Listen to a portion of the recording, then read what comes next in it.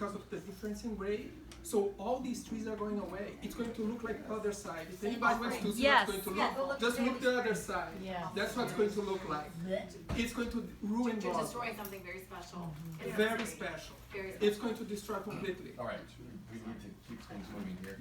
Hi, my name is Liz. I live in Rivermill, and I've been looking at this plan, and probably out of overall my major concern, I make a left turn out of my complex to go to work every single day.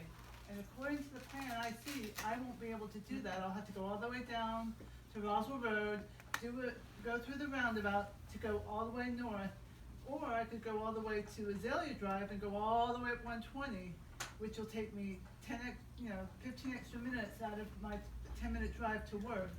And if I'm coming from Roswell Road, I won't be able to make a left into my house. I'll have to go all the way up here, do a roundabout just to go home.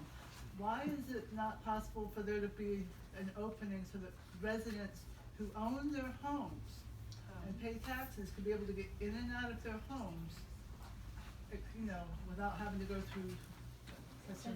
That too goes back to the safety of being able to make a left turn across those 4 lanes and the meeting and to control the back and forth, make it safer for pedestrians and that kind of thing. But it's but making that going that distance and making that U-turn will actually be probably faster than it is for more than one car to make the left. I'm sure there are times a day when it's really difficult to wait a long time to make the left. So it'll be much easier for you to enter the flow of traffic where that is and to turn around. Try to keep this moving, so. I appreciate you meeting with us today. My question is, I've always understood that roundabouts were put in a place where they were either replacing where a light should be. And my concern as a resident that lives behind Atlanta Street Baptist Church and Jones Drive is my intersection, is that I've lived there for a decade and I've commuted both to the left and to the right, and we don't need a light. It's never, I'd be the first one to go to City Hall and say, we need a light. That's never even crossed my mind. So I would like to just understand what the purpose of it is there, what we're getting.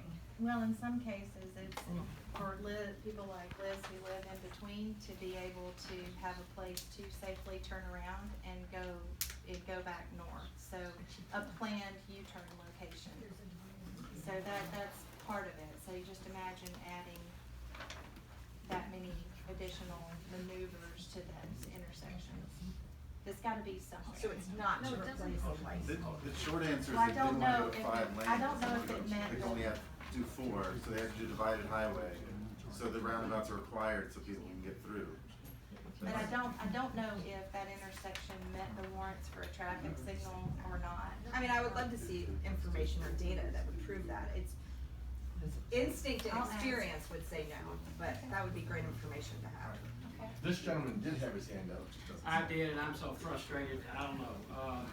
I'm trying to figure from the river to the square, you want to put 2 roundabouts. I haven't figured out 3, 4. Putting 1 is one too many. But what do you accomplish by putting a roundabout? The problem is either at the square or the river. It's not in between here at all. So who came up with this crazy?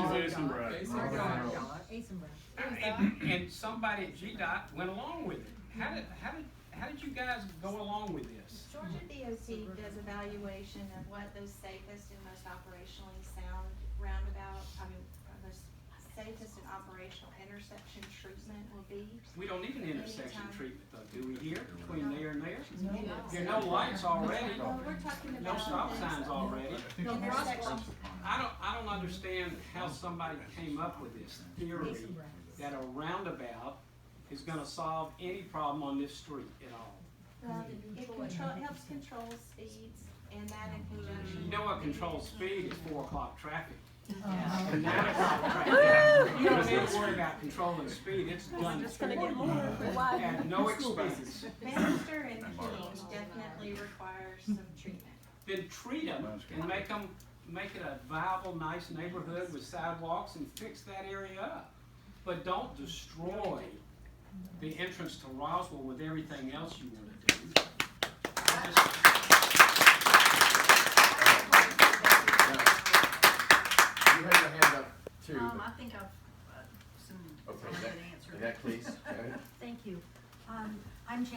Russell, and I'm a pain in the ass at City Hall.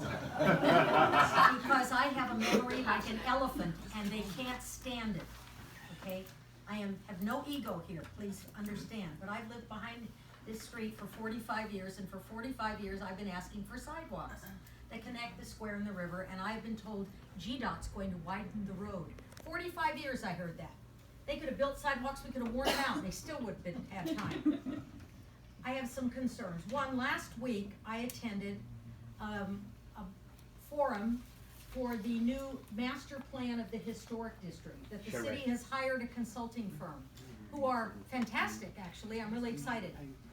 One of the things they talked about, although I find it interesting that this project is not included in the master plan of the historic district.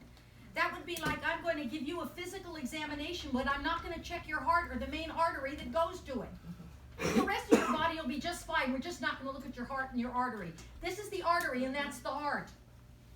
That said, I get a little passionate, sorry.